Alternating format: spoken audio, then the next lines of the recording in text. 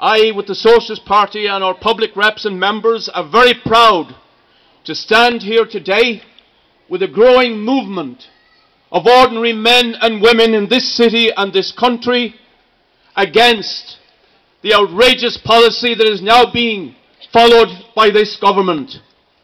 Behind me here is a symbol of all that is rotten in the banking system in this country, all that is rotten in the financial system in this country, all that is rotten in Irish capitalism itself. This is a symbol of those who crashed the Irish economy with devastating consequences for ordinary men and women, some of whom are on this march today having had their self-employment or small business wiped out as a result of that crash.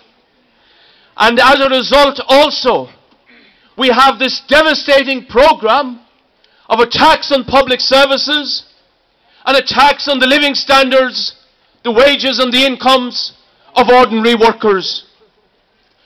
We have a huge threat now to our public services over the next years.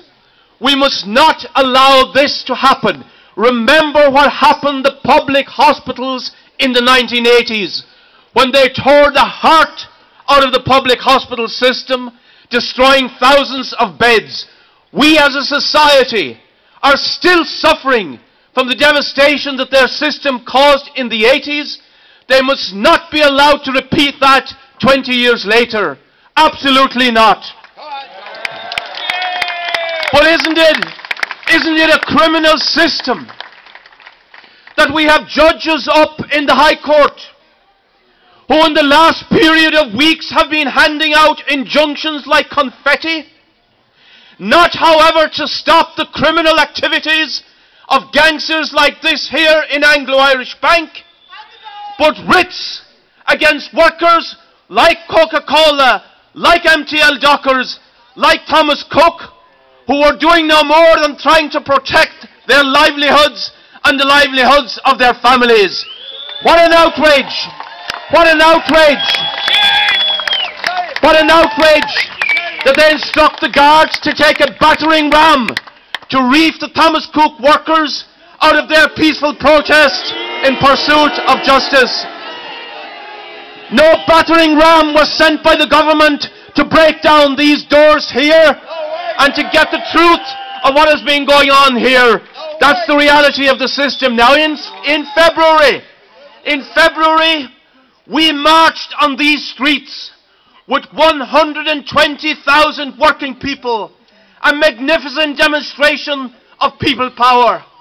And the Congress of Trade Unions was committed to carrying that movement forward, to intensify it, and in order to stop the cuts on the policies of the government in their tracks.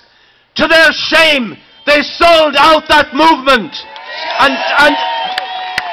and instead of leading, they are now going gasping for talks to the self-same government. When will they ever understand that this government will talk till the cows come home while carrying on the policies to bail out the banks, the speculators and the rest of them?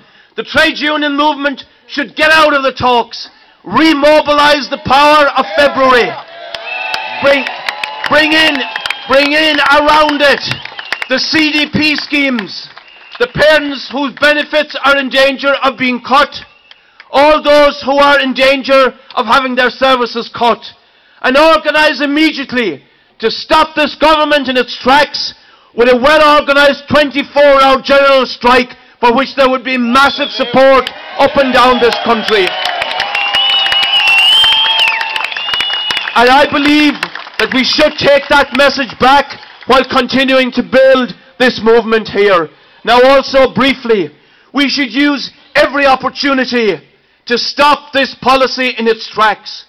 And in just a little under 2 weeks, on the 2nd of October, when we go out to vote in the Lisbon referendum, there is a very good opportunity there as well, because Lisbon also encapsulates the type of policies that has given us NAMA, that has given us the rotten banks, that has given us the cutbacks.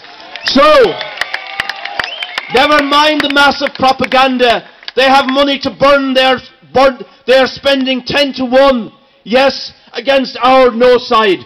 But we have the power to communicate with families, with fellow workers, with neighbourhoods. Go out and in the next 2 weeks, mobilise and argue for a no vote to the Lisbon Treaty and bring it crashing down. And my last point, the last point, dear friends, is this. These banks have destroyed our society, destroyed the economy with their greed and speculation, destroyed the livelihoods of many people. Not only should they not be bailed out, but they should lock, stock and barrel be nationalised.